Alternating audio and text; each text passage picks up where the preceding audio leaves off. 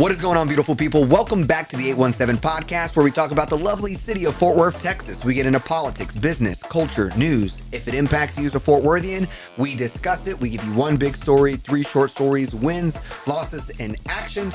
Our third story this week will be a sneak peek of who's running in 2026 in the state and county level. We are recording this Friday, so a lot of it will be predictions. We'll see how right we are. We will correct it December 14th. And also, our lovely producer, Wesley Kirk, is working with a new soundboard. Yes, it's. I didn't have time to test this out, and it's already sounding weird to me. So I apologize to anyone listening to this if it's an unusual episode. No one else is going to notice. It's going to be Wesley, the producer. I can hear it very clearly sounding weird. All right, so big story. Who wants to bring us in? Well, we haven't sat down and talked in a little bit. Yes. We've only texted a few times since the city council meeting on Tuesday, which was the last public comment city council meeting. And there was a very good turnout there, people coming to talk about a variety of different things. But something happened at that meeting that we haven't discussed yet. And I've been getting a lot of comments and questions from people. How's EJ?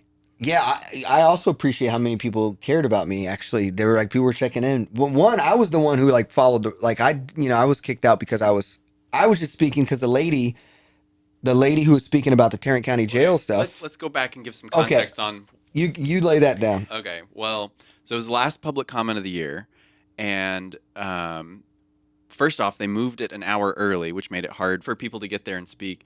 But then also, we all got a notice just an hour before the cutoff for signing up that we were going to be limited to 2 minutes or less. They did warn us, but then we walked into the room and they said it's going to be 1.5 minutes. Yes. And the thing that pissed me off about that is that I was speaking on behalf of a whole group. I had organized 12 people to come so that I could get a full 6 minutes. I was trying to play a video and give a speech. And groups got 3 minutes, right? Exactly. When I got the email, it said all speakers. And I was like, wait, all speakers? Because I'm speaking on behalf of a group. And they were like, we don't know yet. Also, we don't know if your video is going to play. And I was like, what is the point? So I was like, okay, I'm going to write a 2-minute speech, a 4-minute speech, a 6-minute speech, and just figure it out. And then I showed up and they said, yeah, everyone's limited to 1.5 minutes. If you're speaking on behalf of a group, then you get 3 minutes. Just the normal time. And all of this was just so that city council could get to a tree lighting ceremony that apparently they'd never skipped out on a meeting to go to before. I don't think anybody skipped out on a meeting to go to it. And I don't know necessarily whether the entire council has ever gone to it before. Yeah. And I think and I also think it's important to give a little bit more context if the reason why public comments is so huge is that in 2021, you were able, before Mayor Parker was elected, you were able to speak at every city council meeting and give public comments. And then it was around the 20, and then it has dropped to 15 to 16 this year. How many did we have this year? 14, I think. 14 now. And now it's going to be 10 next year. So you have less than once a month to actually share a public comment. And so I think what was very disappointing about this being the last one of the year is they treated us like it didn't matter. It's like, oh, we got to go to this light parade or Tree of Lights thing. And you guys are in the way of that. And I think this being such the last one of the year, especially with so much animosity and stress from the community, it was just very disrespectful, in my opinion. And it's how they treated it. It was so disrespectful. And I don't remember anything like this happening before. I don't remember them ever moving a meeting a whole hour early. I've never seen city council cut down time like that. They wrapped up. They cut time one time because they were going to lose quorum. That did happen in this last year because there was somebody that was going to have to leave, and they already had a couple people that were not able to be there, and so they were. But that's not cutting people's time short. That's just cutting off the speaker. Cut people's time short so that they could finish up. So we each got a minute in that. Because I remember that's when Alex called Mattie O'Hare. So that's when he said it there. And, that was way worse. He didn't say anything at this one. So, Alex Montalvo is the one who had this 12-minute interaction with the police. Okay, so now we have context. Let's lead us up to... So I got kicked out of city council. And the reason I got kicked out of city council was I was telling a lady who, bless her soul, she was really talking about a serious issue about jailed kids in the youth jail prison going to state, how Tarrant County leads all counties and sending kids to state prison. And you can tell she didn't know that none of it's changed. You could tell she's a regular at doing this. And she's like, oh, I got my 3 minutes. She didn't maybe see her email and went to spam, and she showed up kind of later and she went and spoke and she was just keeps on talking. And I yelled, they took your time. And then the police officer said, you got to go. And, I went, but then Alex Montalvo said, what did he do to get kicked out? And he said, you got to go too. And he's like, I just asked a I question. just asked the question. And the difference was I already gave my public comments. Alex Montalvo has not. So Alex Montalvo's like, no, I signed up for public comments. And since this is the last one, I feel like I need to say what I have to say. Yeah. And this Marshall was not having it and was being very aggressive of like, talking about putting hands on and not wanting to go hands on and all I of didn't that. actually watch the videos yet, like fully, because I know it's a long process. But like, did y'all actually watch what happened and what was y'all's take? I watched them. I mean, they were trying to say that they wanted him to come outside and talk because that continuing to have the conversation was disrupting the meeting. And Alex was very clear to say, you're talking more than I'm talking. Yep. I'm not disrupting the meeting.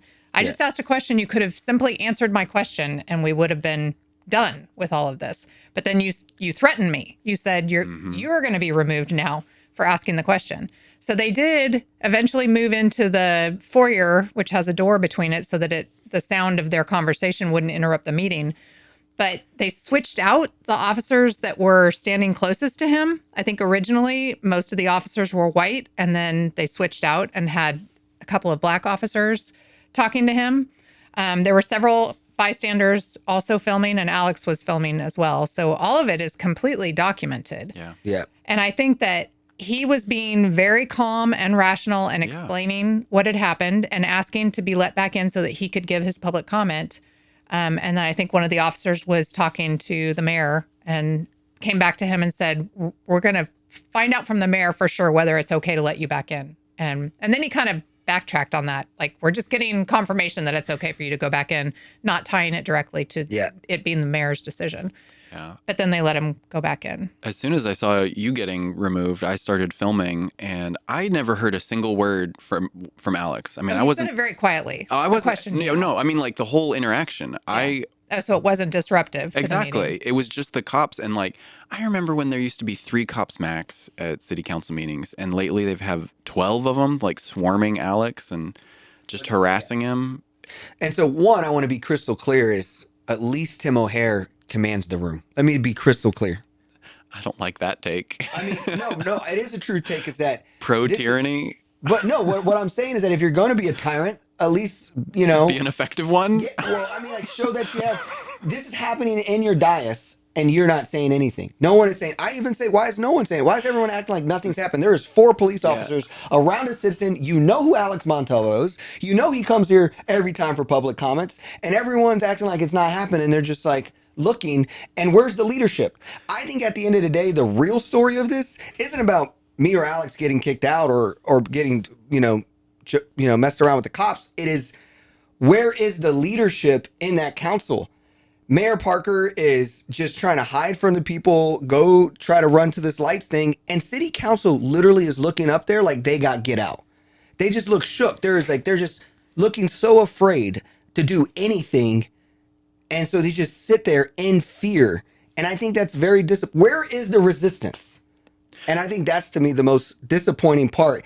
And then they're out here going to take a group photo at the lights thing and take a photo. This is, to me, like the biggest disappointment is, where is the resistance from real leaders? Where are the leaders? And at least Tim O'Hare, he would have kicked Alex out. He would have said, he would have kicked me out. Hey, you out. Which has also happened. If you remember when I called him a racist. I do not want anything like that to be happening. I feel like it's gotten stricter and it's moving towards being more authoritarian like that. Yeah. And I think that's terrible. Because in commissioner's court, if you even make faces that can be construed as a comment, he's like pointing at people and asking them to be removed. He cuts time every time there's over a certain number of people. In Fort Worth at council comments, it used to be that you could finish your thought or your sentence. And that has pretty much gone away because they're turning off the mic, which they didn't used to do. I think when I was still up on that dais, Mayor Price very much would always say, you can finish your thought or your sentence when the final bell rang. And that's gone away. So I think we're definitely moving in that direction. And I don't necessarily think that's I absolutely don't think that's a good direction to be moving in. But you're talking about other people on the dais I'm just speaking up about that movement that to we're me, going it's less towards. about Mayor Parker saying, EJ, you're kicked out, but it's more of some ruckus is happening in your area. And as the leader, you're like, hey, what's going on? Wait, stop the meeting Hey, because yeah, it's stops. What's going on? Correct. And Yeah. it's like, that should be like, Yeah. that's controlling and demanding a room rather than sitting on text and texting whoever you are to say whatever, let them in, hey, whatever. That's because what we're trying to keep is we keep it nice and like, I want to keep it as we keep it all nice and Yeah. chill. Yeah, I see what you're saying because from my perspective of it, what I saw was I didn't notice after you called out why that lady was being cut off. I didn't notice Mattie or anyone at the dais signaling for that guy to come kick you out. It seemed like he chose that of his own free will. Yeah. And then when all the cops started swarming Alex and harassing him, I had such a hard time listening to the speakers that were going on because the cops were being so loud. Yeah. And I kept thinking, like, Mattie Parker has been on this damage control PR tour. The longer this keeps going, the more this becomes a story. Like, when it started, when you got kicked out, not that many people moved. I busted out my phone, but Drew Shaw with Fort Worth Report, he only came over to take pictures once all those cops surrounded Alex. And I was thinking, well, that's going to be the headline of the meeting. And so, like, if I were Mattie Parker and I were trying to, like, quell the damage of it, I'd be like, hey, stop. Leave him alone. We're trying to focus here. And she should have said, if when the cop tried to kick me out, he's fine because I was just speaking after. Yeah. I wasn't you were speaking. explaining why that woman had run out without Yes. her realizing what had You know what I was happened. being? The leader of the room. That's what the mayor should be. Ma'am, We've lessened the time. We've lessened the time. And Yeah. you're just, everyone's sitting there like a lame duck. And it's just like, what happened to this council where this is how you project yourself in public at a historic time when everyone's frustrated? Well, it's like we had three different perspectives of what happened because you were right there being the one that was asked to leave. And then Alex was right there. And then Wesley was in the middle section of the room. And so he could see and hear a little bit better. And then I was all the way on the opposite section of the council chamber. And so when you say that the voices and the talking that was going on between Alex and the police was keeping you from being able to hear Just the police. They were being loud. Yeah. I could hear the speakers and couldn't really hear them because I was far enough away. So I think depending on where you were in the room, but I could tell something was going on. So of course everybody on our side of the room was like looking and trying to figure out what was going on. But I couldn't even tell that you had been removed, I don't think, until after the fact. Yeah. I've never seen anyone get removed from a city council meeting, but I remember reading about Bob Wilby and Adrian Smith getting from city removed. council meetings. Yeah, but like, what were they doing? Was it worth removing someone, or was it as harmless as EJ just explaining to someone why their time? I mean, was the cut? times I have seen have definitely been more confrontational and refusing to stop talking when your time is up, or refusing to stop hollering out from the audience and making commentary on other people's comments, or when it's not your turn and that sort of thing. Not just one outburst. But I think they were also telling Alex that he had been warned, and he was saying, I didn't get any warnings. Yep. And maybe some other people were given, well, you heard other people getting warnings, so that should have been your warning. Oh, yeah, I got a warning because I did it to another lady. I was like, time's up. Because she kept going, and it was the establishment, which is another thing we haven't talked about. The establishment shows up and starts reading, and it's like... a little more grace is given when the bell rings. I was like, time's up. You got to go. Thank you for your establishment speech. Come on. And everyone who doesn't know what's going on is like, how can you be so rude to the literacy people? I'm like, you don't know this is the 5th time they showed up here and just kept doing the same speech. So I'm telling her, you can't talk anymore either. So that was my first time the police said, stop doing that. I'm like, all right, man. Her time was up. So, but... y'all want to talk about more establishment speeches too? Like, what are y'all's takes on? I'm super torn about that because I am one that has been advocating for more engagement from the city and more information shared with the public about the positive things that are going on. I know that this is happening in a really weird way to counter the negative comments and the criticism that is being brought. And so I don't think that is the way to handle it. But I absolutely want people who are doing this work to share more. And I want the city to be more transparent about what they're doing and share more and have more knowledge and engagement with citizens so that citizens are a part of these decisions and not just being brought in after the fact and explained, what the direction the city is going in to address concerns and problems within the city.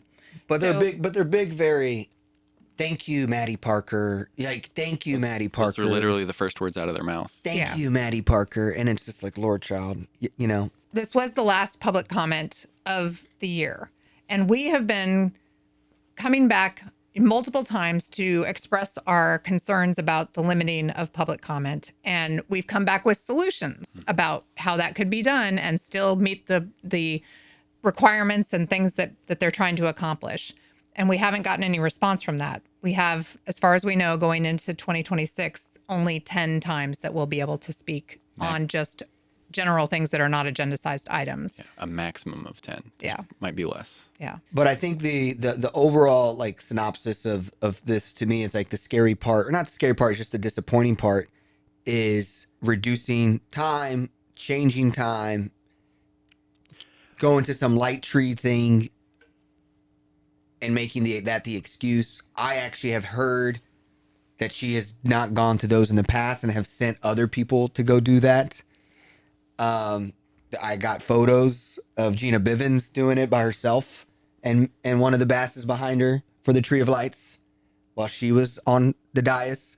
So how convenient that she now, was mayor pro tem at the time. Yeah, you can send Carlos and still have quorum. Yeah. And I think the part of or the council member for the district. Yeah, and it's just like disappointing that you're trying to run from public accountability and then the facade, because what we have to understand is Mayor Parker is not liked by the right either, because she's not quote unquote right enough for them, which shows the problem we have. But so her only saving grace of being elected is the nice people who all wants to just keep this looking like everything's okay. And so she has to play, we play like everything's okay person for everyone. And that sometimes sneaks in moderate Democrats to think she's okay. And that is why I think she's just acting so ignorant and turning her face to all this, because that's the only place she has, because she's not going to get support from the far right. And I want to also say this in a way of Alec Blaylock leaving to go to House 93. He couldn't make the council meeting, but he was at the Tree of Lights, by the way. But I think they're seeing that Fort Worth is changing, and so I think the far right is giving the establishment right Fort Worth and saying, y'all deal with it. They're not going to win the county, right? Tim O'Hare beats Betsy Price. Oh, but y'all could like deal with those Democrats. Like I'm hearing that Council District 10, they're scrambling to find someone to run, and everyone's telling Alan Blaylock and the GOP, why would I want to sit there and get roasted and have no power? And so Mattie Parker is only thing she can do is play Fort Worth way. It's her last card, and that's what we ended with. And it's sad because for you to make the tree thing but not hear people's comments. And there was a ton of things to talk about. A ton. I thought that was one of the most productive public comments. Like there were so many positive things that people had shared about like real issues that we want to get fixed. We had people coming and speaking for public transit and walkability. First time I've heard that at public comment. That was great. I tracked that guy down. Yeah. I was like, who is that? Two of them, yeah. How come I don't know that person? And then a lot of people talked about the need for increasing affordable housing in Fort Worth. And then I brought people to talk about the Community Arts Center. And we had a lot of people giving really good speeches about why public comment is so important and why accountability is so important. I mean, that's one of the biggest takeaways from me that is disappointing, to your point about it being really disappointing. And that is the vilifying of public comment. I think that trying to make it seem like people who come and give their opinions and talk about things that are important to them are just crazy people, fringe people, people who don't know how to go through the proper channels, or people who just want to be TikTok famous and are looking for social media clicks. I think all of that is really offensive. It's offensive because there are many ways to communicate. And I remember over the years being on council, talking about all the ways to communicate and how important it was to not take away older ways as new technology came into place, because the older ways reached audiences that you're not going to reach when you move on to these more technological ways of doing things. So putting things in the newspaper was what we used to argue about. Were we going to get rid of that? I think all of the ways of communicating are important. And to say that the way someone chooses to come and address their elected officials is wrong or vilifying it in any way, I think is just wrongheaded. And I find it very disappointing coming from our leadership. And this is going to be a story to watch in 2026, because the reduction of public comments is the start of eroding keeping leadership accountable. Because without public comments, you only can speak on agenda items that they decide to make available to us to talk about. And then that means if you're mad or upset of something, you don't have the chance to tell them anymore. You got to wait till you can vote them out. Yeah. And the other scary part is reducing public comments and silencing media. And so I talked about my public comments going into short story 1 about Bradford, William Davis, who was at the Star Telegram, who on October 31st wrote an incredible story about the symbolism of coffins and why people shouldn't jump to conclusions about why a coffin was left at the mayor's front lawn. And he even found history of 30 years ago. A pastor named Gregory Spencer who's a mortician, not a pastor, a mortician, took a blue casket with red chrysanthemums to symbolize the Bloods and the Crips, and he paraded it through Stop 6 as a symbol of ending gang violence in Stop 6. And he took that as the starting point of that story to then talk about in 2015, Barack Obama having, when he was at the White House, fake caskets in the front of the White House to protest the Iraq War. Then you had what happened to Bottom Jean in Dallas when an off-duty police officer didn't killed Bottom Jean. They carried a casket to the Dallas police station. Then you had what happened in Missouri. Michael Brown, an artist, made a glass casket, which then holds in the African American Smithsonian in DC. And he says caskets have been a way of peaceful protests, but the mayor has made it as, oh my gosh, violence, oh my gosh, threats. And that was such a powerful piece, because without journalism like that. So if I had 3 minutes, I would have said all of that. And that to me is what I said in my public comments. I shared that story. And then I shared how he's no longer a part of the Star Telegram. And so I don't know what your guys' takes. Obviously, and Bradford's a journalist, and so when I try to speak to him, I actually tried to get him on the pod this week, but he's not here. But maybe we can get him. And but he said, obviously he's a journalist, and we don't have facts or truth that the mayor had anything to do with it. But we still have to say, wow, like less than a month from writing that article, you no longer have a job. The only black opinion writer for the Star Telegram. I think it might have more to do with this other article he wrote right around the same time period. It says, Mayor Mattie Parker should listen to her own words as she faces her critics. Because as I was preparing these links to add for the show notes, when I looked at all of the articles that Bradford's written, this wasn't on there. I'm like, that's weird. And so then I was trying to Google it. It wouldn't come up. And then I went to the opinion section and tried to scroll through all the opinions trying to find it. It wasn't there. The only way I was able to find it is in the document we have getting ready for the episodes. I still had a link in there. It seems like if you search on the Star Telegram website and you know the headline, you can find it that way. But like stumbling upon it isn't available anymore. Seems weird. Seems like that might have something to do with... Well, he did write very powerful opinion pieces. And I think we were incredibly fortunate to have him in our community for the short time that he was here. And I don't know if you remember this, EJ, but when he was considering taking the job at the Star Telegram, he stumbled across the 817 podcast and started listening to us and reached out to both of us before he made his final decision. I think it was after he made his final decision, but he he let us know that it was how he kind of got to know the community even before he started coming here and doing the work that he was doing here.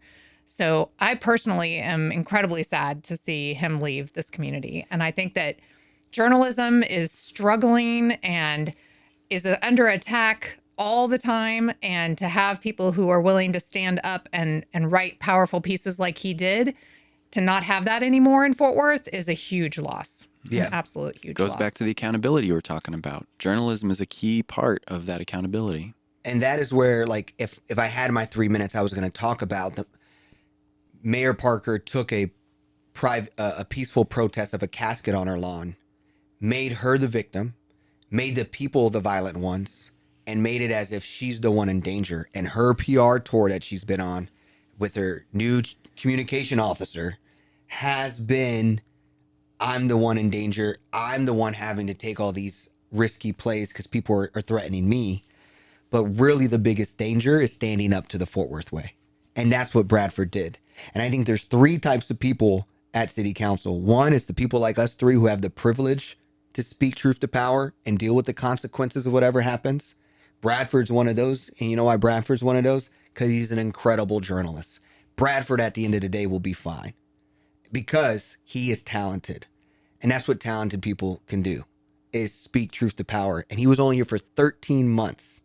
And he wrote, I mean, Ernie Moran, who we had on the podcast, who was also a Star Telegram journalist, said the best article ever written in the Star Telegram. You had Mindia Whittier. You had Katie Sherrod talk about how great Bradford is. And he was here for 13 months. And to be let go, and that shows that Fort Worth Way isn't about talent and greatness. You have many entrepreneurs who are great like Bradford. You have many artists who are great like Bradford. But if you don't play to their drum, they will box you out. They will exile you.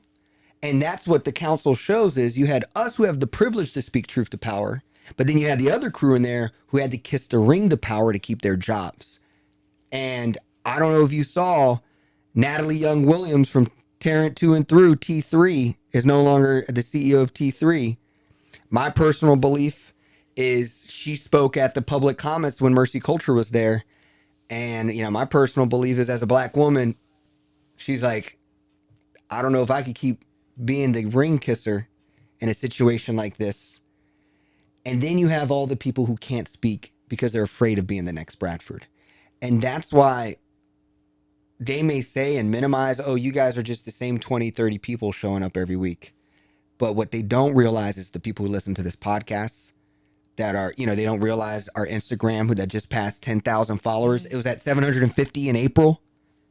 You know, it's like people are listening, and I think they're going to see a rude awakening in 2027 because of it. I think we're definitely speaking for more than just ourselves. Yeah. That is absolutely true. There are people And who Bradford reach was out too. to us on a regular basis and share with us their concerns. And some of them are in those categories that you just named that don't have the ability to speak up the way that we do. So he'll be missed. And hopefully we can figure out some way to have him still have a voice here, because Yes. that could potentially be a possibility. Yes. So short story number 2 also touches on city council issues. The city council is looking at pay raises, term limits among potential amendments to the Fort Worth Charter. So there's a Fort Worth Report article that talks about the fact that you can look at the charter every couple of years. You can have a charter election where you revise or update or include additional things in the charter, which is the document that determines how the city of Fort Worth is run. And that is the document that dictates how much council members and the mayor are paid, among other things, and how elections are held and all sorts of things. So our city council has looked at this charter a couple of times, and I've been through a couple of charter elections. And the thing that I found interesting about this article coming out with staff already giving some information to the council to consider for an upcoming possible charter election is that I haven't heard anything about a charter review committee. And in past charter election contemplations, there has been a committee put together of people, citizens. So council members have appointed people to serve on a charter review committee, and they have been presented the ways of doing things the things that staff have identified that need to be fixed or changed, things that various electeds have brought up that maybe we should change, like the pay, and any other things that come up. And then that committee goes through and determines what actually ends up in a charter election for the public to vote on whether or not to change it or not. So I don't know if they're skipping that step or if they're planning to do that step after this initial presentation to the council to see if the council even wants to move forward with the charter election. But this is an opportunity to address a few things that we have been discussing on the pod and at the gather. One being the pay increase to be a livable wage, because as has been discussed when this has been on the charter twice before that I know of, and probably times before that when I wasn't aware, the limited pay limits who can represent us in this community and limits it to people that are not representative of all the people that live in the city of Fort Worth. And so that's been discussed before. It was fought against by some of my colleagues the first time around. They very much think that this is public service that they should just be doing out of the kindness of their hearts, I guess. And that means that they're mainly independently wealthy, retired, older, white individuals. Yep. And so while I could get by and serve and not have to be paid as a council member, I saw the value in who would be able to be representing communities in Fort Worth if there was a higher pay. So I was for it every single time it's been before us. The last time I think it got lampooned because they tried to tie raises to the raises that would happen with department heads. And I think that citizens felt like they didn't want the raises to happen automatically. They wanted that to be brought back before. The first time they did it in 2016, it was a number. They were going to increase to like 40 and 60. And then when they did it in 2022, it was tied to department head and assistant department heads. Yeah, the mayor would get half of a department director, and then the rest of city council will get half of assistant department director. And because those people have raises baked in, that would have baked in raises cost of living increase. Mayor and council as well. Yeah. And I think that some of the arguments I heard from people who didn't vote for that was that they didn't want those raises to be automatic. They wanted it to be another charter election vote. Well, and also doesn't city council have a say in how much those raises are? No, only for the 5 employees that they're in charge of. And the department heads are under the city manager. So the city council hires the city manager, the city secretary, the city attorney, the city auditor, and the 5th one is municipal court judges. So all the other department heads and assistant department heads are hired and fired by the city manager. The thing that makes me think of, though, is that, okay, so they're not directly in charge of those raises, but they're in charge of the person who's in charge of those raises. Yes. So if they pick a city manager who's really eager to raise all those department directors' salaries, that in turn would raise all of city council salaries. That's why I wish that city council as a whole, mayor and the rest of council, made the average city staff employee salary. There's no way that you can affect that without just everything going crazy. And it also encourages you to pay a living wage to city staff. Unintended consequence? That would be good. And it's one of the things that it's been cool to hear it out in the other people say it. I've been like in rooms. The Fort Worth is the 11th largest city, but we don't crack the top 25 city budgets. I've actually now hearing other people say it. Your sound bites are making their way in the world. And that is, I think a lot of the comments people made at public comments was the lack of budget for the arts, the affordable housing, only $5 million in the bond, the transportation. There was a lot of needs. Yep. And as you know, when you don't do that, one thing I didn't say during the Katie Sherrod interview, because I didn't want to push and I love her too much, but it was like the idea that billionaires are benign and like that the Basses are good for Fort Worth, because if you actually tax billionaires, then they actually have to, one, you repeatedly get the money, and it's not their pet projects like the zoo. It's not the pet projects like museums, which I'm thankful that we do have those things, but it's not directly diverse to the needs of everyday infrastructure of a growing city. And that's why we are that classic Texas where it's like, oh, we hope our billionaires care, and we're saying it's okay because our billionaires do give back, but it's in their habitual way rather than in a consistent way that taxes would be. And that is a part of the Fort Worth way where even someone like Katie Sherwood was doing that smoke. I'm like, but I still think we're not thinking too harsh on how the Fort Worth way is in all of us still. And happy birthday, Katie Sherwood, if you listen. While these two items were not mentioned in the article, some of the things that we have been talking about at the Gather that are things that we thought we might bring to the city's attention that could make our charter better and improve things in Fort Worth would be to have campaign finance limits. Some cities have put those on themselves, even though the state doesn't do that. Anybody can contribute unlimited amounts to council and mayor's campaigns, which my mother was shocked to hear because she wanted to be the biggest donor. And then she was like, wait a minute, it's unlimited. What is the top? You can raise $1 million when you're unopposed. Yeah, exactly. I mean, people raise funds to do that even when they don't have an opponent. I don't know Macy's number, but I could have swore on an incumbent $500,000 was raised. Michael Crane has $1 million. Mattie Parker has $2 million. Like, and a chief of staff job for Cook's Children's Hospital. How can you be the chief of staff of $1 billion hospital and of the 11th largest city and do any of them right? And that's just showing you like how messy and like ridiculous this is in the sense of like that shouldn't be possible or even kind of well, and how allowed. Competitive can you be if there's people who have the ability to raise unlimited amounts of money?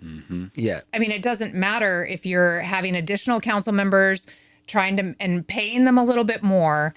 If the bar is someone who can raise $2 million and somebody who can only raise $50,000. Yeah.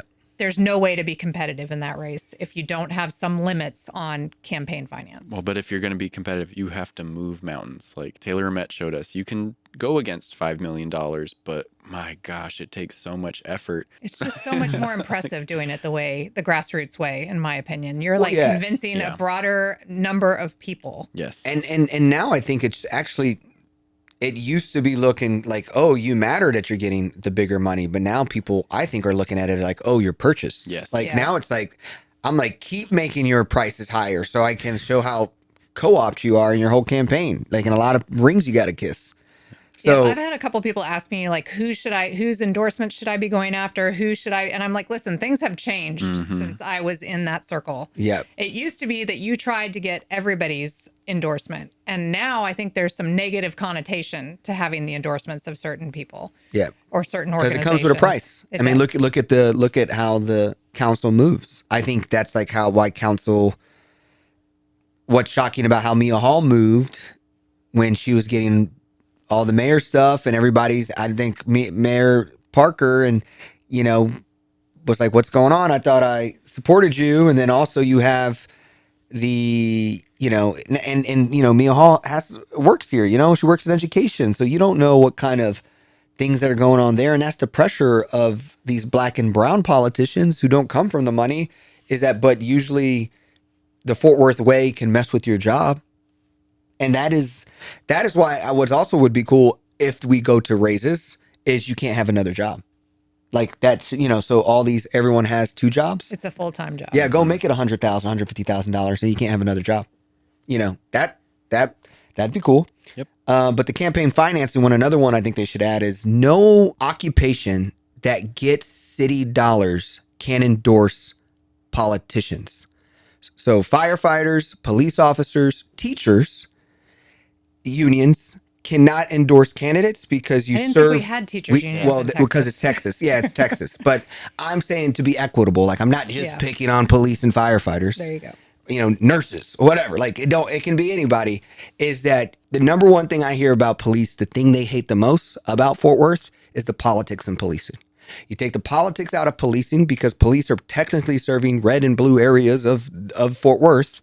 And if you stop endorsing Leah Wamsgans, I think a lot of things gets better for you. And so I think that should be a part of the campaign financing as well. It's not just a cap, but if you get any dollars from the city, you can't endorse. As an organization. It's It's interesting. We're not stopping individuals from endorsing candidates. Yeah. And then finally, moving election dates from May to November of odd years is something else that could be considered in a charter election. I think that we have such abysmal turnout in our May elections, and people worry about changing it to November and splitting when people are on the ballot. So right now, mayor and council are all up at the same time. And I think in 2016, when we looked at charter review, there was a charter review committee. And what they came back and said was, because we looked at making terms longer, because I saw a little chatter on the Discord about longer terms, and people were saying things like, I think it's fine to just have 2-year terms because you can get stuff done and you can then be removed if you do something that we don't like, and we don't have to wait 4 years. I'll tell you, as some running every 2 years is a beatdown. But with some of these other changes, that may affect that to be more positive. But the splitting where you don't have everybody up at the same time, then how do you make sure that some of the council members are not up at the same time as the mayor, which is a citywide election, and the council districts? So if you split that the same way, then certain districts are always up at the same time as the mayor. It just got to be a complicated equation. And I think that committee decided that they weren't up for the task of figuring out how to make that complicated equation equitable amongst the council districts. Yeah. So they didn't move forward with that. But in the Fort Worth Report article, it sounds like they're considering it again. They pitched staggered elections again. And they also pitched the idea of 2, 3, or 4-year terms. And no, I think it's better to have the whole council go at once in odd number years, so there's no distractions from presidential elections or midterm elections. We can all focus on local. But November, because then people get in their mindset that you vote in November, you vote Every in November, year. you vote in November. Yeah. In that article, they mentioned that the city has to decide by February whether or not they're going to do this election in May, because the city still has to do an election in May, even though it's not a normal time because Alan Blaylock left, so they have to vote in a new District 10. So it doesn't cost us any extra to do a charter amendment. But with what Ann was saying about how normally there's a charter review committee, which I don't think they can There's get done no by time for February, that. So maybe Exactly. that's why. So I think if this is going to happen and they're not going to do the normal formal process of getting community input, I think we just need to make some community input, like that we should make our voices heard on what we as a city want to see in these charter changes if they do end up going that route. And maybe At the that's our public first comment in January. There we go. First one in February. Well, I think that's what I'm going to do. If you're not a part of the 817 Gather or our emailing list, is send you all a calendar to all 10 dates for this year, so you can already have them on your calendar, because everyone needs to have on their 2026 New Year's resolution a health, a family, and a civic goal. And this is the year where you have a civic resolution, and I think you try to make every public comment. That's going to be mine. I'm going to try to make every public comment this year. And I will even say, you know, I might even do a tracker. If we get someone that does it every time, you get a whole 817 pod episode. You know, I might, if you make every 10, we'll have you on the show to talk about that experience. That sounds fun. Yeah, that'd be really cool. Yeah, we should get those dates out there now. I had somebody ask me about them the other day, and they said, do you know what the date is of the first meeting? And I said, I do. I have it on my phone. Let me look it up. I don't have it in my head. But she was like, oh, I knew you would. And they're not trying to move them. Like, they can't move them. That's why I haven't sent it out. They can move them. Yeah. They can move them. Yeah. They can add there's more. times when there's conflicts that were unanticipated that they have to do it before a certain amount of time, because they have to be posted 72 hours before and all of that. And I know the other side listens to this pod, so I know you're going to switch them every time now. So every time you tell people. Well, no, I think they already Quit giving them ideas. Let's right today. We're going to know the dates, and then watch how many of them are not on those dates. Let's see. We'll keep track.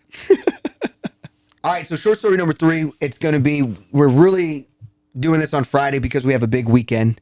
So Saturday, we would have had a Lisa Simmons special announcement where I think we all know that she's running for judge against Judge Tim O'Hare, the only candidate, I believe, that can have the story and the work and the sweat equity to build a network to be able to beat Christian nationalism or right-wing extremism that has taken over this county. And so a track record for fighting for people. It has a track record of fighting for people. We also had Nydia Cardenas' campaign as well, and as we're speaking today, that looks like it's going to be exciting, and we have that on Saturday. So again, we're recording on Friday. So we thought it would be good because we know the last filing for running for 2026 is Monday when you usually get this episode. So we're going to do our best to give quick predictions or what we think is happening that maybe is not missed. And if we end up getting some of it wrong, we'll recorrect it on the following Sunday. Sounds good? Sure. All right, let's start with federal. All right, who's going to represent us at the top? Do you think Jasmine Crockett is going to get in the race?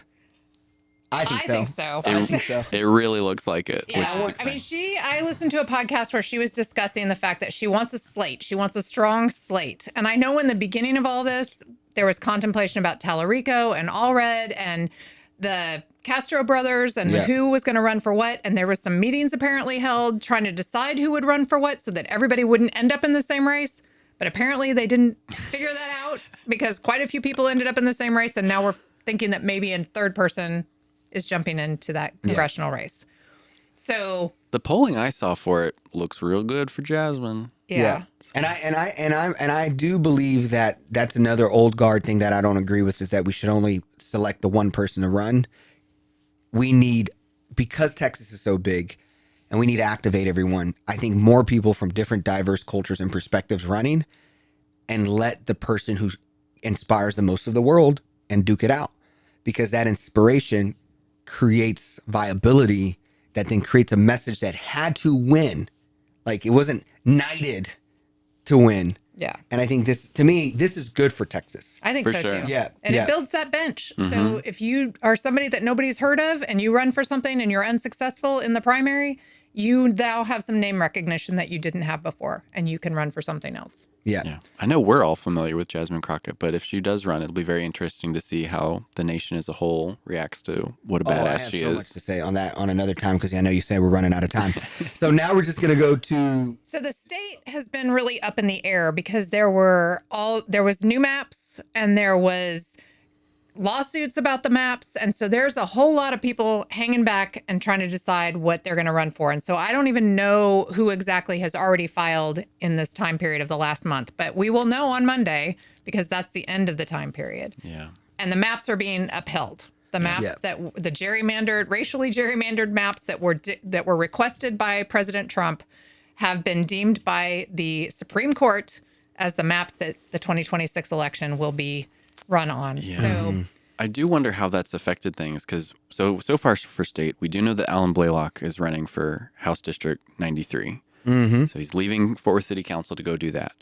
And I remember, if I'm remembering this timeline correctly, one day the maps were announced to be unconstitutional. So we were going to stick with the old maps. And then Mark Vesey was like, I'm running for my seat again. Yep. And then like a day or two later, they were like, nope, we're going back to the racist maps. And then I'm like, what's he going to do? yeah, does this affect which district you're in or what? And then like, some of these, you're not required. There's not a residency requirement in What the all of hell? these. I don't think that there is. You can Oh run. yeah, correct. Yeah, there's you no don't have to residency live requirement. near the people you represent. Yeah, and I know that because the one where I'm from in Wichita Falls, he doesn't live in Wichita Falls. And he's like on Newsmax all the time. I forget. Well, and who he I is. also heard, and this is going to be completely just from memory, and I'm not going to remember anybody's names about this, but apparently there's somebody who's moving to Texas from California to run here. Like, I think that the changes in California affected his seat and his ability to get reelected there as a Republican. And there's been some contemplation that he's moving to Texas to run for something here. And he doesn't know any of the people here. He's not from here. Yeah. I hate it. And there's a ton of things we can talk to about, but I think I want to just highlight the ones that are more like specific to Tarrant County and 817 pod that we are aware of. House District 101, Chris Turner's seat, Junior Azanu is running, who is a Grand Prairie City Council member. I think he was the youngest ever or is the youngest on the dais. I'm excited about that seat. That's someone, and I think this is an example of maybe some fresh progressive energy against an establishment candidate. So I'm excited for that one. But what I really want to talk about, if Elisa Simmons is at the judge, we also saw Gabe Rivas, who was on her staff, is also running in District 2. But District 2 Precinct is... 2. Yeah, sorry. Precinct 2. And this is the one, remember, where they try to gerrymander the most. Teddy Tinderholtz, the Republican side of that. But now you got Gabe Rivas. I've also saw on Instagram, Jared Williams also is on that race as well. And he was talking some very progressive policies at an event. But then you also have I got a text that Amanda Arizola is another candidate that's a Latina leader in the area. She was on the board for JPS with Commissioner Simmons. So Commissioner Simmons' old seat is going to look interesting as well. And so I think that's something to look for. Obviously, you have Nydia Cardenas yeah. in Precinct 4. We also have Perla Bojorquez, who's running, who ran for House District 93, co-founder of Indivisible 12. So you also have other Latinas, and then a guy named Ryan Watkins, which I don't know much about. So District 4 is going to have a primary as well. Precinct 4, sorry guys. And then obviously Precinct 3 is just Matt Krause gets to sit there. Precinct 1, Roderick Miles gets to sit there until 2028. But the judge one, I still think is, I mean, I still think this is going to record on Monday, so we don't know who's announced. But I've heard some crazy names. Yeah, speculation has been rampant. Yeah, I mean, I've heard Mark Vesey. Yeah, that was something to your point about when he didn't know what the districts were going to Mm-hmm. be like. There was contemplation and people were wondering whether he would run for county judge. I've heard Elizabeth Beck. And that one actually, because of, I saw her, she did speak at Tallarico's event. I was wondering why are we doing it? I don't know. But I'm just interested if anyone else gets in the race, what that looks like. But I'm a Commissioner Simmons, this is her moment situation. But I think if there's any surprise that we don't know today on Friday, it's at the judge seat. Hopefully it's not, and Commissioner Simmons can go run and focus on beating Judge Tim O'Hare. But if it gets interesting, we'll be then sure. Those people will all get name recognition and can run for something else in the future. Yes. So there was that. Any comments you guys have on any of that? I'm hoping that in a future episode we can do a breakdown of all Everybody. of the people running and what we know about them. And Yeah, we got some great candidates in House and state seats, but we'll put those links in the bio so you guys will have the Fort Worth report article. Yeah, there's a that's staying comprehensive updated. Fort Worth report article that came out very early in the filing Way time early. period, and they've just been adding as they find people, and then as people have actual links, because some of the names don't even have links. Yeah. So we'll Yeah. have to see how that all shakes out Yeah. after Monday. So we have down here several wins, and the first one that we started with was the fact that it has been announced that there's going to be a civilian-led police unit aimed to build public trust and ensure Fort Worth's accountability. a lot of quotes there. And air quotes if you're not watching us on YouTube. I'm torn about this too, because when we hired a new police chief, of the candidates that were being interviewed, Chief Garcia was the only one that seemed open to the idea of civilian oversight, which is something that we have been asking for since the Race and Culture Task Force and have not gotten. We have a police monitor, and now we have this, which is not civilian oversight. There's one civilian that will be a part of this 3-person committee, a civilian, a staff person, a police officer who's The liaison. a liaison, and then a staff in the police department a person criminologist. Yeah. who is a criminologist. And they will be accountable to the chief. The police monitor reports to the city manager. And according to this article, it seems like everybody's going to be working together. And from what the police monitor has said in this article, she sees this as a positive move. So I think that's why it's in the win category. But I don't think it's providing everything that we had been pushing for since Yeah, I don't know how this is 2018. a win category. Why is this in the win category? Because I think if all of it is true, and I want it to be true, we could count it towards a win. There's a lot of words in here that I like. Like it's about proactive policy. This is whereas the police oversight monitor is more reactive. And so I think this is a good baby step in the right direction. But the fact that there isn't a citizen oversight board like the Race and Culture Task Force recommended, that's the problem. But the article ends with saying that Eddie Garcia is open to fulfilling that need from the Race and Culture Task Force and happy to work with police oversight. It sounds like we need another section called baby steps or progress. It's not a win, but we had to move in the right direction. Yeah, a half win. Well, the last paragraph that you're referring to says that when he was hired, he said he was open to creating such a board, but he wanted to first speak with the police monitor before he formed his own opinion. And in this article, it's him and the police monitor talking about why this is the direction to go. So I don't know if it's a baby step in the direction of getting citizen oversight. No. I think it's the baby step that is going to be the only step. Yeah, it could be strictly performative. It could Sounds like it. Yeah, it very well could be. I want to believe that it's true, so I'm putting it in the win category right now. But you ask me a month from now, and it might be a loss. So we're just going to count the wins where we can get them.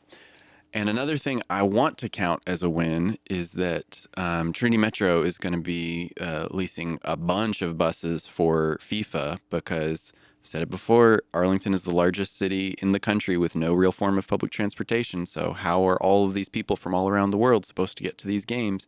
So Trinity Metro is going to be doing some bus bridges to help get people. So it's not going to affect, we're not taking away buses from Fort Worth. We're just helping get people into Arlington.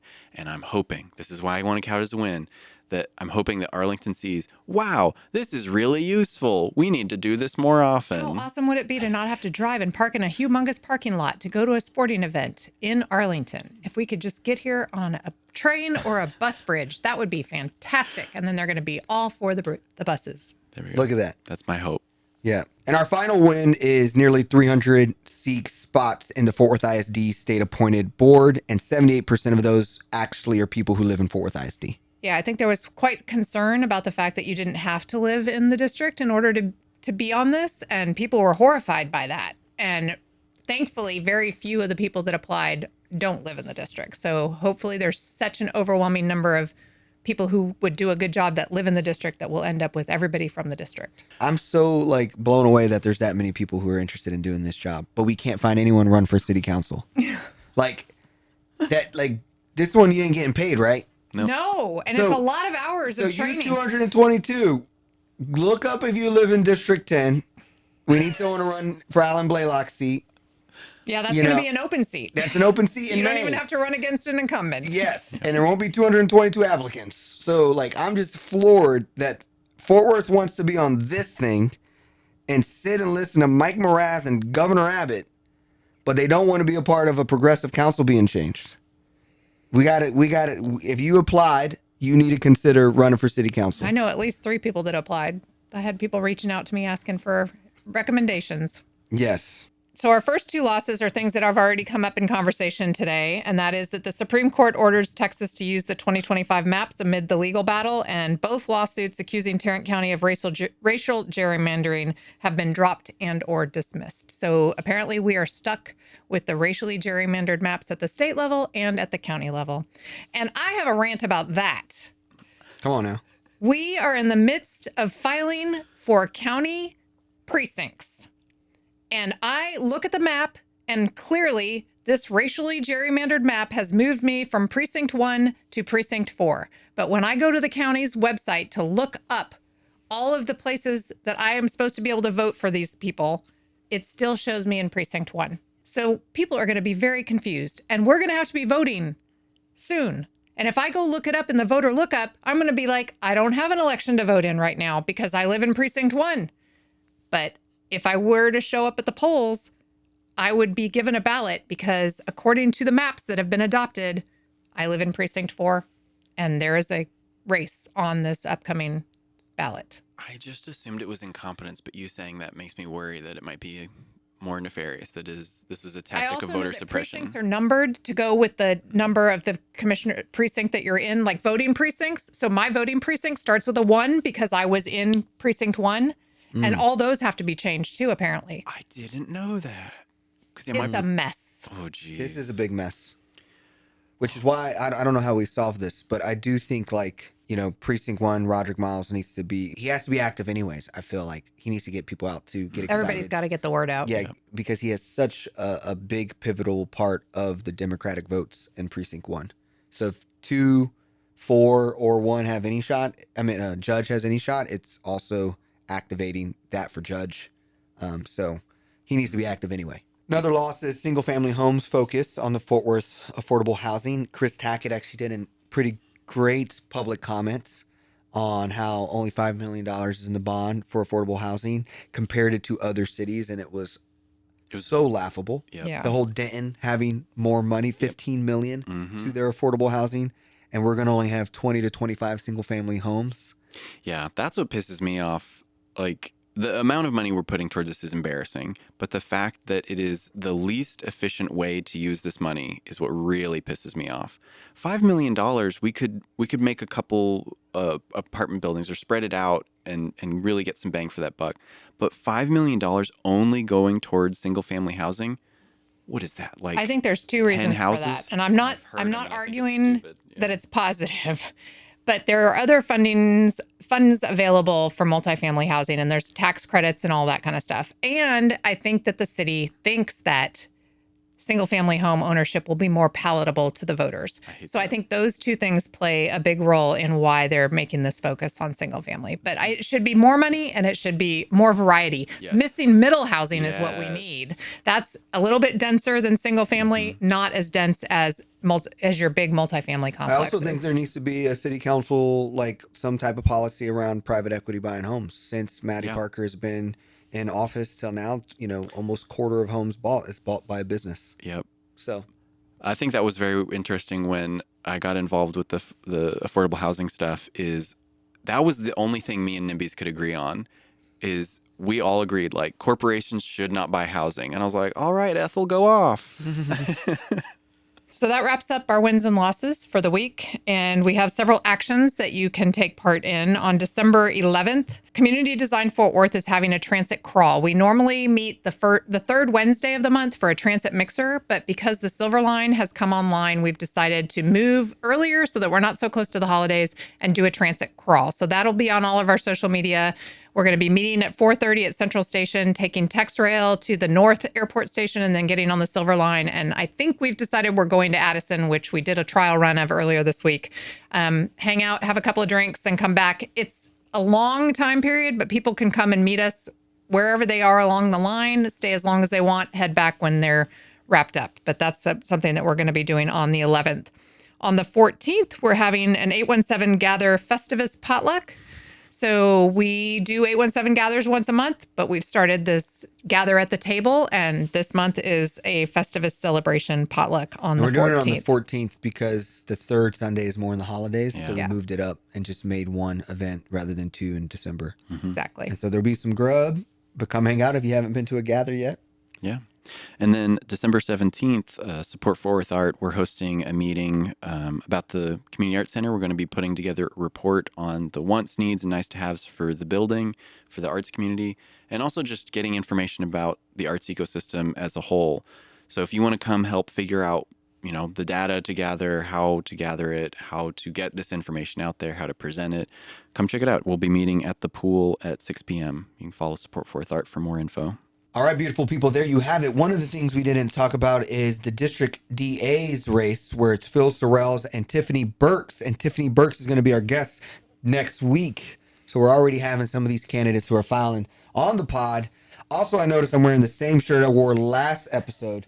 That's how busy life's been. I missed this. Y'all called me and said, where you're at. Where are you? We're recording? And so, thank you guys for being on top of it and, leading a show today. So it was excellent. Make sure you subscribe, share with a friend. Remember, this is a big 2026 coming. Get more people to listen to the pod, start getting them engaged, informed, and then let's lead to some actions and take some steps to those dates that we talked about. So thank you for listening to the pod.